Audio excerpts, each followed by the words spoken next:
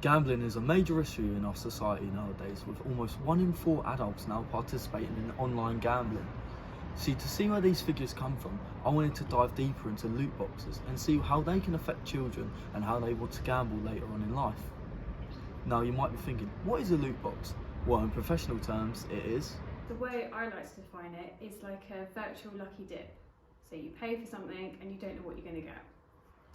See, these virtual based items that you're trading real life money for can cause real problems. I've spoke with 3 different people about their experiences with loot boxes. Some things were positive, a lot were negative. I wanted to share these with you. Loot boxes can provide a whole new element to gaming, a whole new depth, something to play the game for. But things can go wrong, addiction can kick in, that happiness can slowly fade away. I spoke with Jacob Egerton, a local Bournemouth University student who's thankfully recovered from his gambling addiction. I wanted to know what loot boxes had to do with this, how they got him into gambling, and what effect they had on him. The main thing, obviously, when I turned 18 straight away, I think, there's a lot of talk around it straight away. I think a lot of people are like, now you're the age you can bet, you can get on those sites and stuff. So I think it's a bit of pressure and stuff. You think, you get to that age and you think, oh, I can do this now, I can have a bit more freedom and stuff. So yeah, that definitely sort of contributed towards it. But I think this way you can also talk about like online games and Xbox and things like that. Like obviously a lot of games and stuff you have to pay to earn extra things in game and stuff now. So like FIFA, you've got packs, same with NBA packs as well. You can buy different, say, camos and skins and weapons and stuff on Call of Duty games and things like that. So I think that definitely contributes towards it as well from a younger age. It's very similar, yeah. Obviously, I think the reward of gambling, obviously, it's money, and obviously rewards of loot boxes, you're unlocking sort of different items and exclusive items. So I think, yeah, the buzz you can get from winning is definitely the same.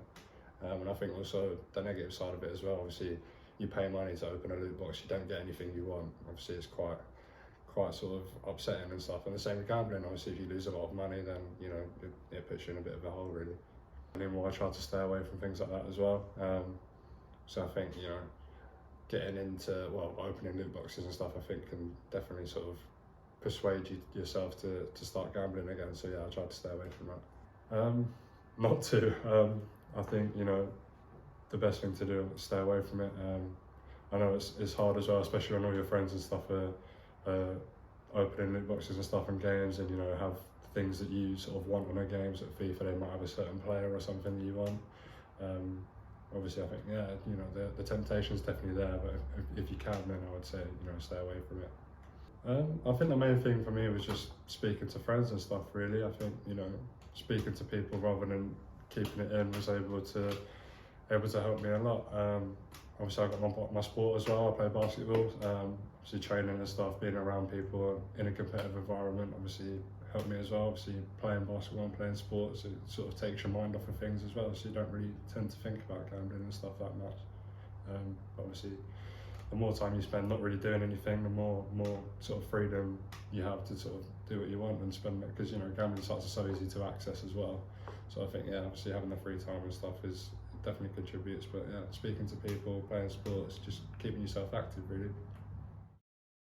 Jacob was bravely able to speak about his experiences with loot boxes, what effect they had on his gambling habit, what effect they could have on you as a person, and why they shouldn't be here no more. However, we know there's 2 sides to every story, and although we know loot boxes can be depressing, as shown here, we know there can be positives to loot boxes as well, and what joy they can bring to a person. Yes, come on, let's go. This is why I wanted to speak with Ollie Rees, your more than casual gamer, about his experiences and what they do for gaming. I wouldn't say you could compare it to sort of, casino gambling, things like that.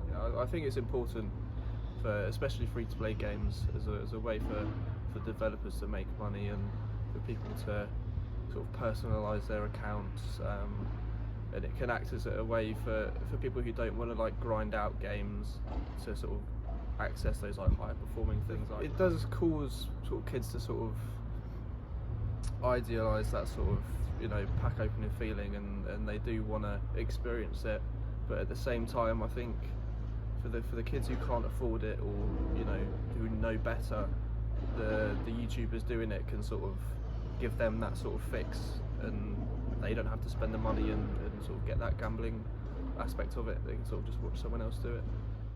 From a gamer like Ollie Reese's point of view, loot boxes are a good addition to games, but I wanted a professional outlook on loot boxes, so I got a psychologist from Bournemouth University named Sarah Hodge to share her views on loot boxes and what they can do to people. One of the biggest issues is it's kind of come from the player's experience, is that you don't always get value for money. So you're paying for these loot boxes, and then if you're getting really duff items that aren't really worth a lot of money, but you've paid a lot to get the loot box, it almost feels unfair. And because that kind of random chance element, they've connected it to gambling and gambling type behaviour. There's sort of an argument to say it's very similar to gambling. They say it's sort of akin to gambling, and that maybe it could lead to addiction or addiction type behaviour, so maybe there's some similarities there.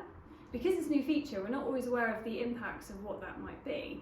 And sometimes it might be that the companies don't realise that there are these connections. It's the players, it's the experience, it's doing the research that tells us. You know, it could be that, it might not be. I think for parents, one of the most useful things is to be aware of it. I think it's very difficult for parents to be aware of everything, particularly as this is quite a new thing, and when, you know, if they gamed when they were younger, it might not necessarily been a thing for them. Yeah. So it's trying to keep up with all the new things that are happening, and it's always beneficial to know about them. Definitely, I think there needs to be that awareness. I know there's a really good charity called it's called YGAM, the Young Gamers and Gamblers Education Trust, and they've done a lot of work of raising awareness around particularly loot boxes, because they cover both gaming and gambling. After looking at 3 different outlooks and explanations on loot boxes, I can come to no definitive decision whether it is gambling or not. However, if you have suffered any addiction towards them, please don't be afraid to speak up.